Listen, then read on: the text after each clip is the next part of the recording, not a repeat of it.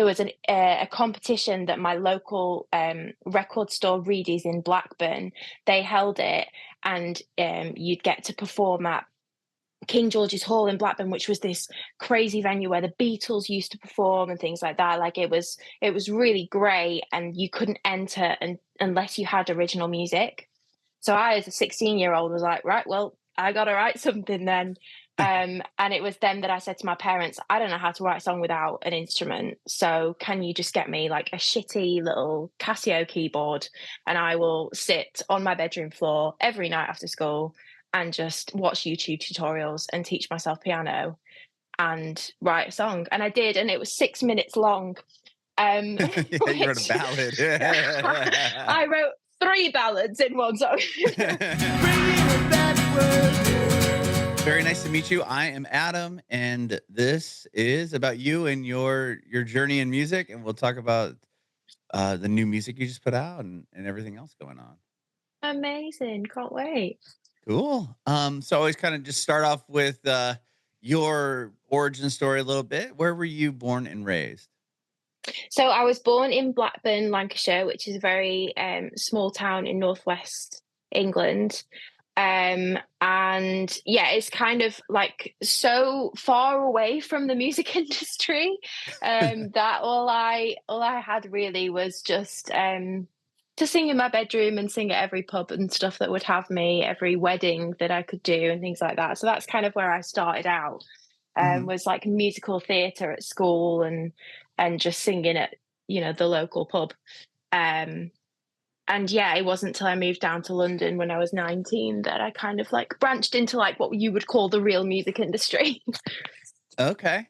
Wow. So as a kid, it sounds like you always loved music. Do you come from like a musical family at all, or a creative household? Zero musical family.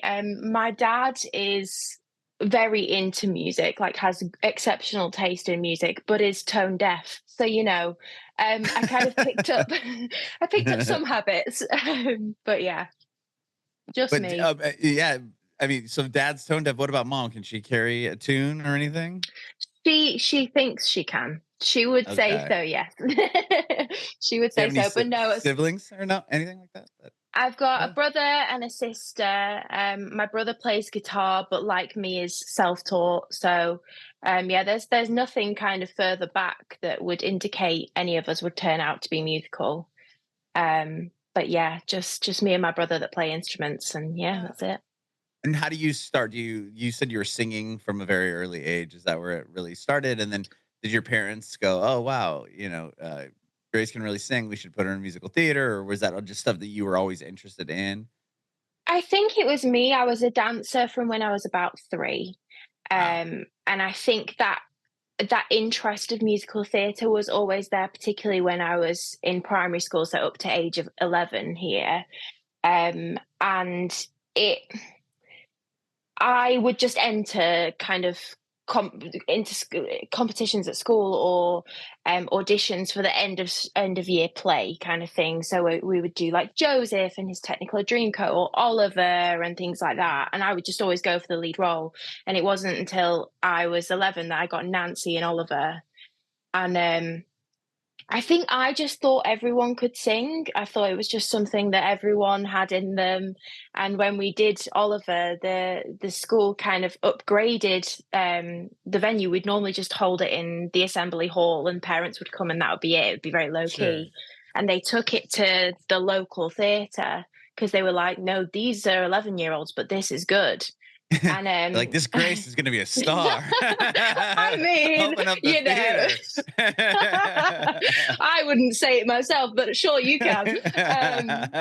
But yeah, I remember like my mum coming to watch it at the theatre, and then kind of sitting me down afterwards and being like, Grace, like you can really sing. Like this isn't normal. Is this something that you want to explore?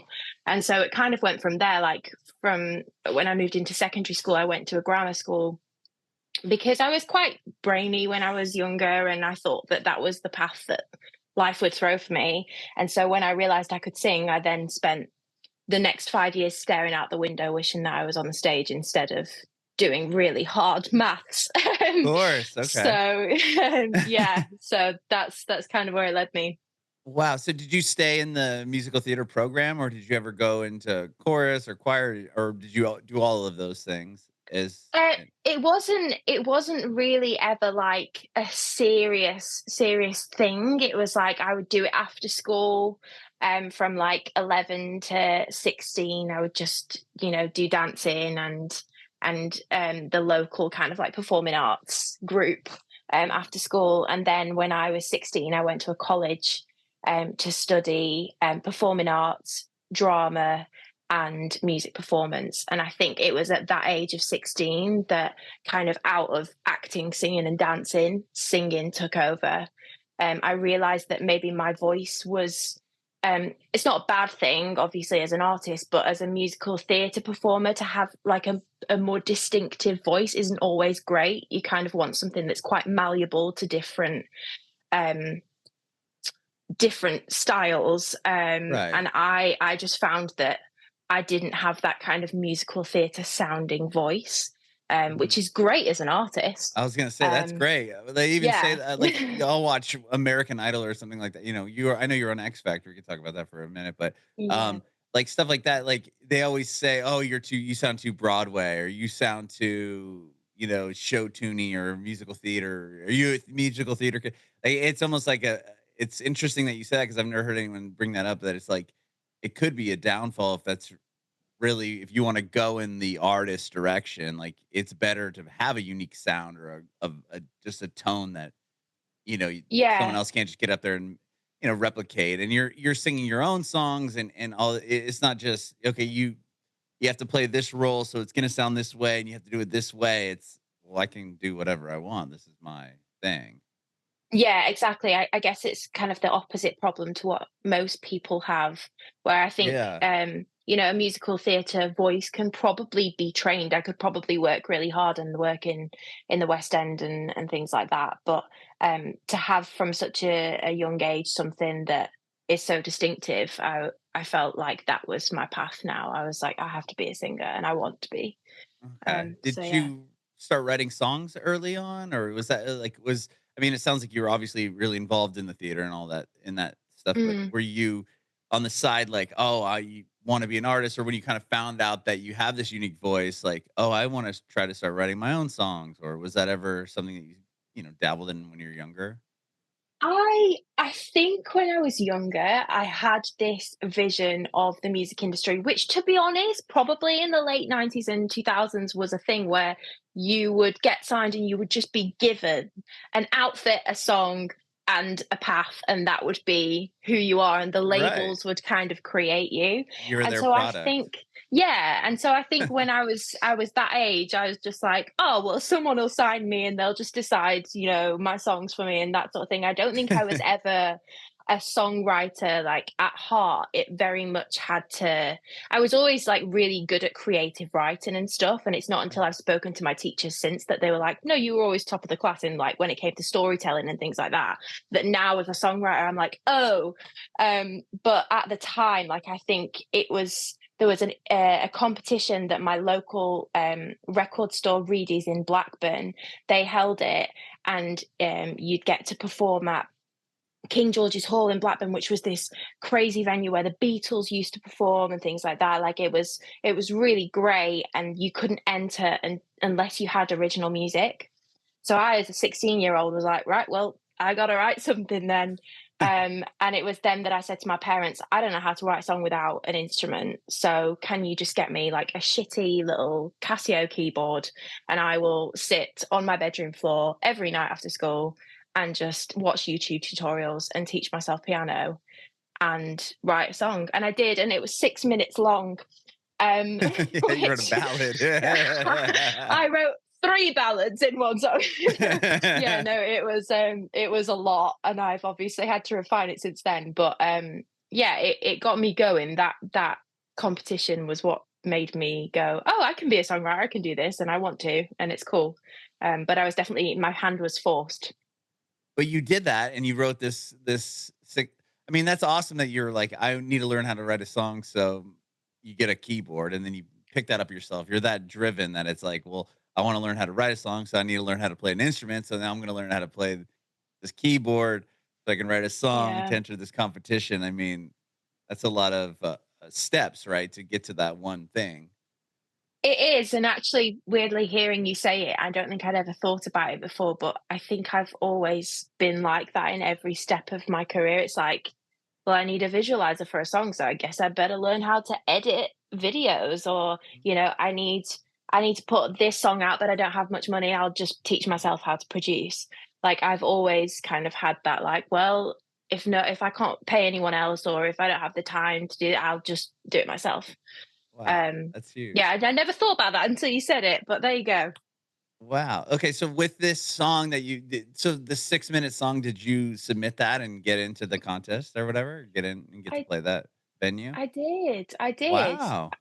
Yeah, weird, because 'cause I'm not sure if I was a judge, I would have accepted it. But, yeah, no, I got into the semi-finals and, Jeez. yeah, got knocked out there, and I think that disappointment and heartbreak, like, made me work 10 times harder, Oh, instead of, yeah, because instead of it knocking you down and having you say, "Oh, well, I guess I'm not good yeah, at this." It's, "Well, I'm gonna it's get better at this."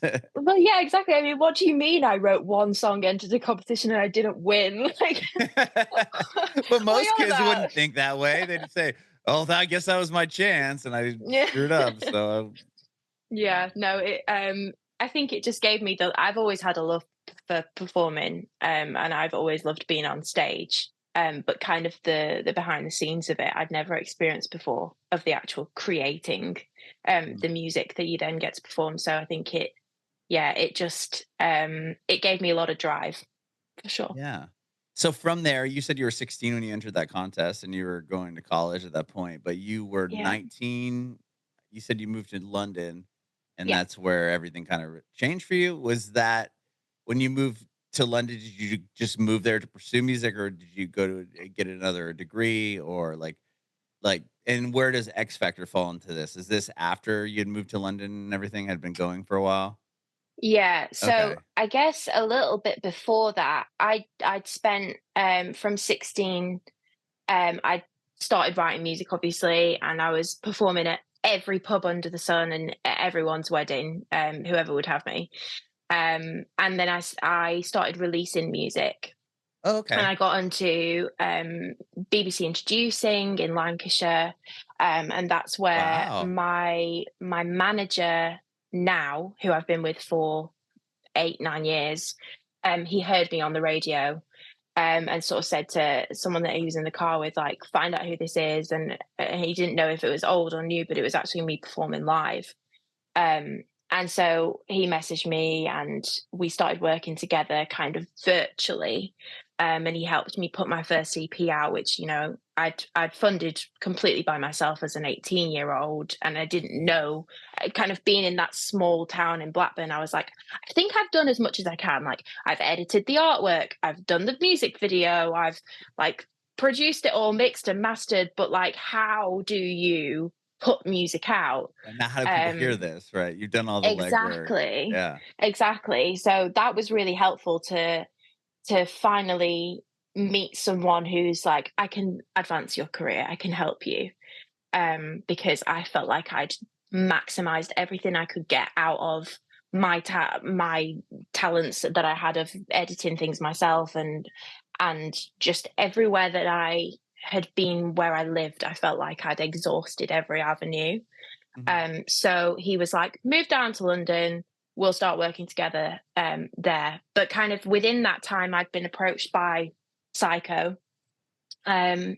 to audition for Britain's Got Talent. They'd seen me on YouTube, they'd seen me performing in Lancaster, and they said, come to Britain's Got Talent, sing one of your own songs, play the grand piano, and see how you get on. Which was never actually televised. I don't talk about it very often because I guess it never happened, right? No one knows about it. But I went to Britain's Got Talent and I sang my own song at the piano and I got standing ovation from the four judges and, What four song did you yeses. And sing? Did you sing it was Roots it or was a one of the ones song. on X Factor? No, Okay. Roots actually didn't exist at this point. So I was 17. Wow. Um, Oh my gosh. and I sang, it was like probably like the third song I'd ever written. And it Did you was cut it down called, from 6 minutes? oh, just a five, just a five. Okay, 5:30. But yeah, it was called My Kingdom, and I sang that, and then got through the first bit, but didn't get to like the live shows, and I remember being distraught, like so unbelievably upset. Because I think what a lot of people don't realize is just to audition for those shows, there's a lot that goes into that process, even pre seeing the judges. Oh, And yeah. as such a young girl, I was exhausted, like mentally exhausted by that experience. So kind of coming out of that, I was like, I will never go on a TV show again. We all know how that ends. But yeah, I was like so anti it, and I was like, no, I'm just going to do it my own way. But they actually rang me and said, so we're not going to televise your audition because we actually think you'd be a better fit for X Factor. Oh, Um, wow. So it yeah. wasn't we didn't it was obviously you did great. I mean, you get a standing ovation, so you must have been like, "Well, how the hell is this not gonna get aired?" Right? And Yeah, then but then it comes to, "Well, we wanna put you on a bigger show." Maybe is X Factor's probably a bigger audience? yeah, I think so. It's a longer process. I think with Britain's Got Talent, the way it's viewed, I don't. The way it's viewed is, well, if you're a singer, just go on X Factor. Like, why are you going on Britain's Got Talent? Oh, That's for yeah, because people with dance. the net's wide, right, for Britain's Got Talent. You can do you could be a magician You or can do some yeah, and anything. anything. Like, Okay. bring your dancing dog on. Like, Sure, So, okay. I think people kind of sometimes look at it like, well, just audition for X Factor. So I think they kind of saw me and was like, we actually think you'd be better on this show. But because I was a little bit traumatized by that experience, I said no. And so I carried on. This was when I was 17. I moved to London with my manager when I was 19, worked on some new music, wrote Roots. And then literally every year from when I was 17, I would get a call from the X Factor producers saying, can you come on? Really? Yeah. And I kept saying no. I was like, no, thank you. And it wasn't until when I was 20 and I'd just written Roots, they said, oh, fine, you can come on, you can sing your own songs if you want to. And I was like, okay, Oh, so they now, wanted you to come on, but they didn't want you to do originals. Is that what no. so that's why you're And like, I "Well, think, no?" yeah, and I think that's what Interesting. I was really anti it because I thought, well, at least with Britain's Got Talent, I got to play piano and sing one of my own songs and showcase who I am as an artist and things like that. But with X Factor, like you've got Rock Week, you've got Big Band Week, you've got this, and it Mhm. feels like you've got to be, well, you just don't really have a niche or you can't kind of showcase your artistry when you've got to be so many different things. Yeah, and it's Um, like song selection is huge, like, if you picked a song that no one cared about, yeah, I yeah, don't know, it's just it's interesting to watch those shows because 'cause you'll see these powerhouse voices and you're like, "You're probably a much better singer than whoever's gonna win, but you're not gonna" yeah, you can already tell right away, you're like, "You're probably not gonna make it." It's just yeah, but that's awesome yeah. because to be able to be like, I want to showcase my own music, then that's where people start going, oh wow, not only can Grace sing, but she's a great songwriter and an artist. Yeah, and I think that's what I had wanted. Um, so when you kind of go from a small town where you don't really know how to get into the industry to move into London, and then suddenly you're a tiny fish in a massive pond of people that want to be pop stars. Hmm. You think, well, okay, this is a massive platform. Like X Factor's huge. And if I can just go on and just get through the first audition, not even thinking about boot camp, six chair challenge, live shows, any of that, if I can just showcase the first one and I, get seen by a few people, people will come and they'll search me on Spotify, they'll find my music and I can grow it from there. Um, so I said yes. And obviously, it went a little bit further than that. Um, Just a little bit. just a little bit. So yeah, I really didn't know how long they would allow me to sing my own songs for, but I definitely fought for me doing them as much as possible. And then yeah, fast track a little bit. I'm in the final singing an That's original song. that's so wild. I mean, wow. So yeah, to turn them down that many times, that's like bold, right? You're like, nah, I'm good. And then They're like, oh, well, okay, fine, you can do an original, and then you make it all the way to the end. Like that's so huge. Congratulations on all that. Thank you. It really, like, genuinely, it wasn't expected. I think we thought maybe we would survive boot camp and that would be it.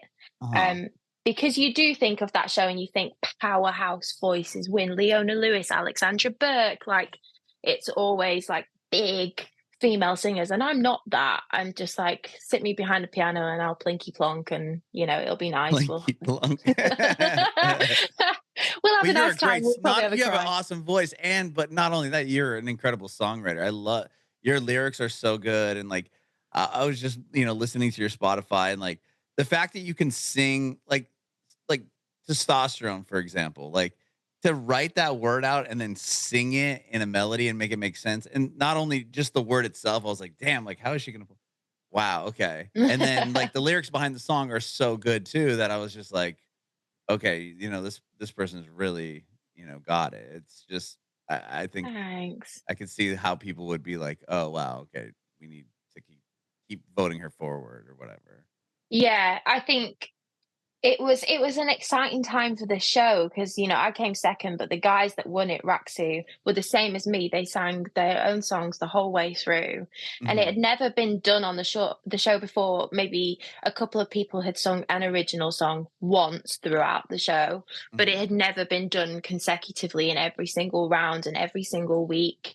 And I think the public were really excited about it, but primarily for us, we were just like, well, yeah, artists do write their own songs and they do sometimes without having a label know who they are and how they want to be perceived and what they want to look like and what their production should be like. They know. And so by this platform allowing us to do that, I think it made the general public recognize that not everyone is malleable. There are people out there who are like ready to go. Hmm. So it was really exciting for us and exciting for the public, and I think that's why we did so well, because it was refreshing.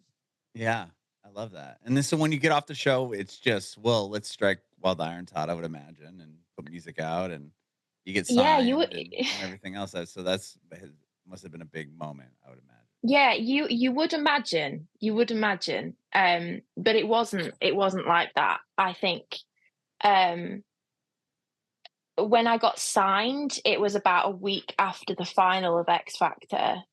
And it was the most blasé offering of a record deal you could ever imagine. Sat back in your chair, mid sentence. So when you sign, it'll be this, it'll be that. And me and my manager actually walked out of that meeting and looked at each other and like, did we just get offered a record deal? Because I'm not actually sure. Like the way that it was worded, that it When was you so sign. literally, it was such a passive, like flippant comment, and we were like, I'm not really sure. And then yeah, to go from the kind of I think I've got a record deal, woohoo! Then I do have a record deal, and I've signed the record deal, and then nothing for 2 years, which was yeah, it was a lot. I wrote and I wrote and I wrote and I speed dated every single writer and producer in London and Mhm. Sweden and Finland, and I got sent everywhere. And I wrote incredible music that, well, I think is incredible. Yeah. That ended up getting released in 2020. The same songs I wrote in 2018. Really? I just had to dance around the houses for them and do a lot of convincing, um, because actually what I thought as an 11-year-old happened at labels did actually happen, where they went, yeah, you've won the public's hearts with your piano ballads and things like that, but we think you should be this. And I said, Ah. okay, I will try for you and I will write all of these songs and I will do that and I will go full circle and we'll land back where we started and everyone will go, ah, yes, that makes sense. Um, So you just had to and ride the wave out for 2 years while that Yeah. happened. Yeah. Oh, But the man. the thing is for me, like I am me. These people have these jobs for a reason. They've Yeah. broke so many artists and had so much success that I was kind of like, maybe they're right. Maybe they know better than me, and I will follow their lead and I will do what they say. But I think after 2 years of trying to actually come back and go, have you heard these songs that I did 2 years ago?" And everybody go, "Oh, yeah, this is brilliant." I was like, "I should have said something sooner, but it's fine." Um, but I think that's something I carry with me now, and Yeah, I learned that lesson of, like, stick to your guns and be true to yourself. I love Um, that. yeah, took a Um, while, but we got there.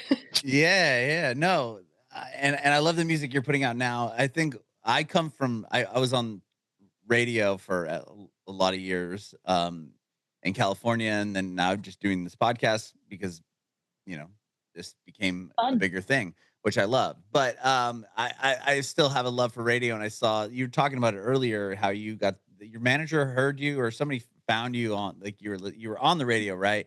But then you Yeah, just posted this video and said that you not just, but a few weeks ago, I found a video of you talking about being on Radio One and like is how you've been waiting, like you waited 10 years for that. I mean, I think that's yeah. so cool that that was such a big moment for you.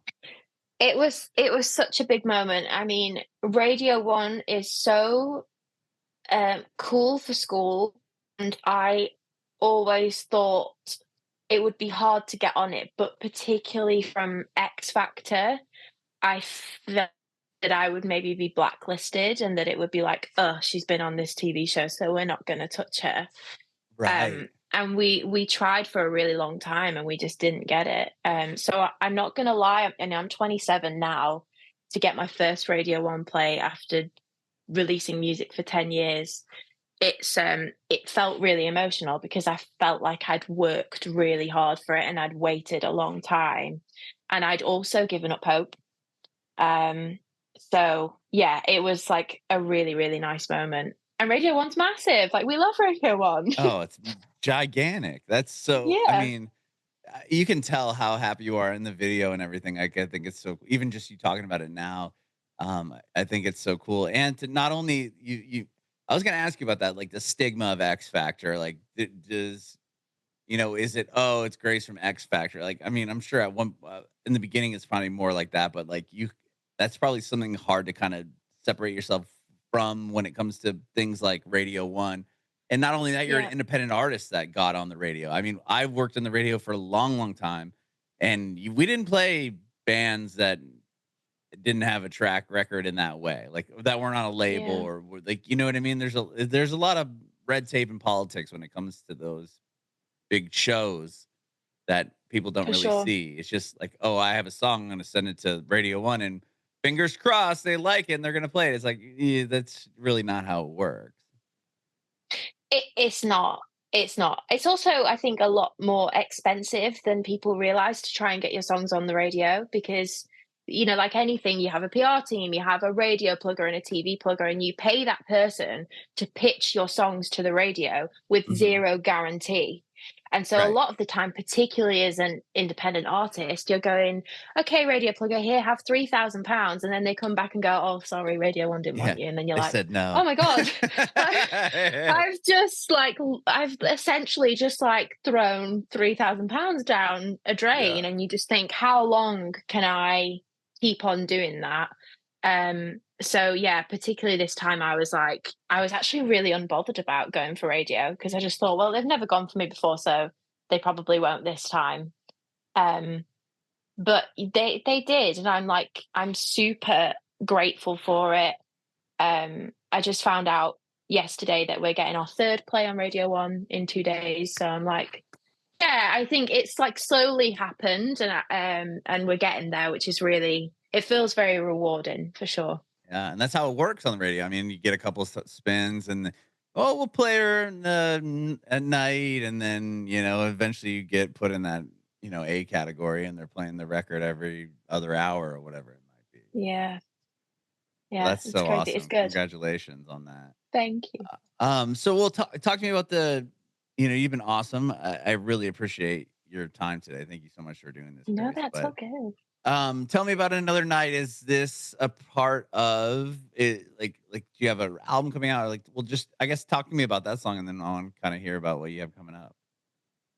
So, I have an album coming out. I've not done a kind of like grand reveal of that information, but I have been talking about it for a couple of years. There was a point in 2022, I think, just as an indie artist who's like put all of their money into something, I was done, and I was like so ready to just be a songwriter or work for a label or something like that. I was absolutely checked out as an artist. Um, until I just started writing music for fun. And Another Night was one of those songs where I didn't really know who I was writing for or what I was writing for. But it happens to be obviously now an album. And I think that's probably testament to why this is like the best music I've ever created, because there was zero pressure, there was no time limit. I got to write it that I've always wanted for myself. Like, so I think, yeah, I've never felt so proud of a song before, and it felt like such a joy to make it. So that's out now, which is really exciting, and it kind of is introducing, I guess, everyone that has heard of me before to like this new era of this is the music that I've always wanted to create for myself, just never had the time, nor the money, nor the patience. Um, and I guess to everyone that hasn't heard of me before, it's like it's just a fun song. It's really good. I Oh, can't it's lie. a I great listen to song. it It's and I'm definitely like, more, yeah, it's more upbeat than a lot of your other music, right? I mean, yeah, the guitars are faster, and then, I mean, if somebody just went on your Spotify and they're like, okay, I'm gonna listen to this Iris cover, and it's very somber and like very yeah. slow, but it's awesome. I mean, there's a reason why it's has 36 million plays or whatever. But it's not. Wow. I didn't It's know that. like, yeah, you have like Another Night where it's more upbeat, and but both songs are incredible. But it's just, yeah, I can see what it is a little bit faster than your previous releases, correct? Yeah. I think it's really easy to get stuck in a routine of, well, this works and that's what people know me for. So I'll just carry on doing that. And to be truthful, there are 10,000 more ballads that I could write and release, but it just became not very exciting for me anymore.